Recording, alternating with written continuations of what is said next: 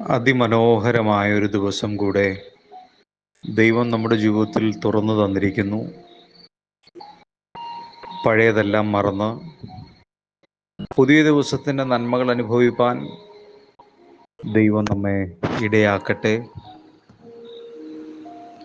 സദൃശവാക്യങ്ങൾ 25-ാം അധ്യായം 21, 22 വാക്യങ്ങൾ പറയുന്ന ഇങ്ങനെയാണ്: നിന്റെ ശത്രുവിന് വിശക്കുന്നുവെങ്കിൽ അവന് തിന്മാൻ കൊടുക്കുക, ദാഹിക്കുന്നുവെങ്കിൽ കുടിക്കാൻ കൊടുക്കുക. അങ്ങനെ നീ അവൻ്റെ തലമേൽ തീക്കനൽ കൂട്ടിവെക്കും.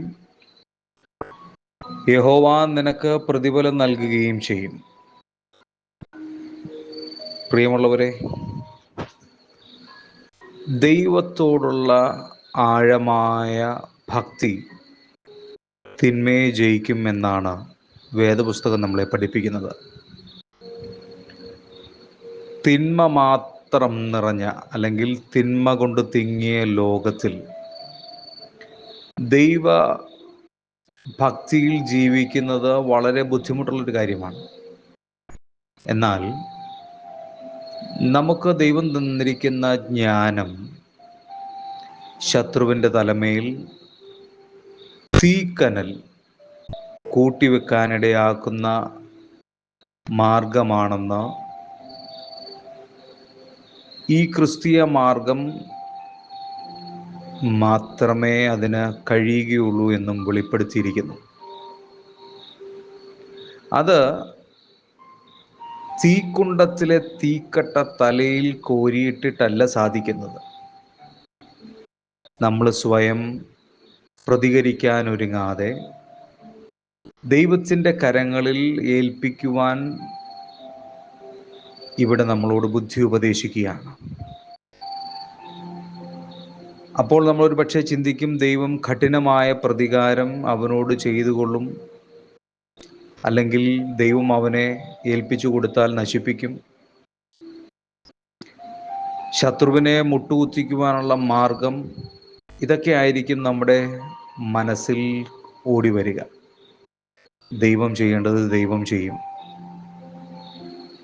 നമ്മുടെ ചിന്തകളല്ല, നമ്മുടെ ആഗ്രഹങ്ങളല്ല, നമ്മൾ ചിന്തിക്കുന്നത് പോലും ഒന്നുമല്ല കാര്യങ്ങൾ സാധിക്കുന്നത്. ദൈവവചനം നമ്മളോട് ഓർമ്മിപ്പിക്കുന്നു. റോമാലേഖനം 12-ാം അധ്യായം അതിൻ്റെ 20-ാം വാക്യം, ഇതേ ഭാഗം അവിടെയും പറയുന്നുണ്ട്. നിന്റെ ശത്രുവിനെ വിശക്കുന്നുവെങ്കിൽ ഭക്ഷിക്കാൻ കൊടുക്കുക, ദാഹിക്കുന്നുവെങ്കിൽ കുടിക്കുവാൻ കൊടുക്കുക. അങ്ങനെ ചെയ്താൽ നീ അവൻ്റെ തലമേൽ തീക്കനൽ കുന്നിക്കും. ദൈവഭക്തിയിൽ ജീവിക്കുന്നവൻ തിന്മ കൊണ്ട് തിന്മയെ നേരിടുകയല്ല ചെയ്യുന്നത്, മറിച്ച് നന്മയാൽ തിന്മയെ ജയിക്കുകയാണ് വേണ്ടതെന്ന് ദൈവവചനം നമ്മളെ ഓർമ്മിപ്പിക്കുന്നു.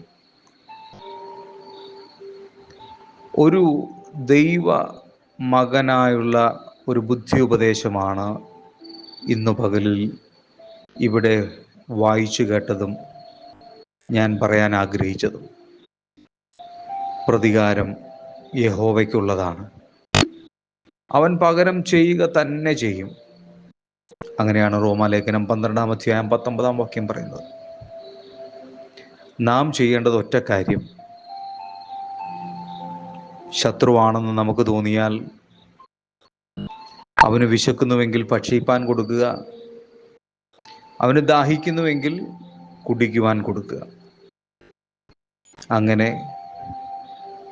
നന്മയാൽ തിന്മയെ ജയിക്കുവാനിടയായിത്തീരണം.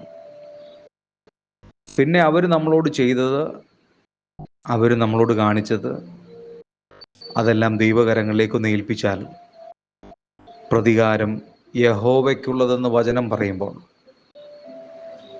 അടുത്ത വാക്യം പറയുന്നതാണ്, പ്രതികാരം യഹോവയ്ക്കുള്ളത്, അവൻ പകരം ചെയ്യും. അത് ദൈവഹിതമനുസരിച്ച് ദൈവം കാര്യങ്ങൾ ക്രമീകരിക്കട്ടെ. ദൈവം ദോഷങ്ങളാൽ പരീക്ഷിക്കുന്നവനല്ല, ദോഷം ചെയ്യുന്നവനല്ല. നമ്മുടെ ശത്രുവിനെയും യേശു സ്നേഹിക്കുന്നു. അതുകൊണ്ടാണ് യേശു പറഞ്ഞത്, ശത്രുക്കളെ സ്നേഹിപ്പീൻ. നമുക്കതിന് കഴിയണം. യഹോവ ഭക്തിയുള്ള അല്ലെങ്കിൽ ദൈവത്തോടുള്ള ഭക്തി മുറുകെ പിടിക്കുന്നവന് മാത്രമേ തിന്മയെ ജയിക്കുവാൻ കഴിയൂ. ഈ ദിവസം തിന്മയെ ജയിക്കുന്ന നന്മയുടെ ദിവസങ്ങളായി ദൈവം മാറ്റട്ടെ എന്ന് ആത്മാർത്ഥമായി ആഗ്രഹിക്കുന്നു.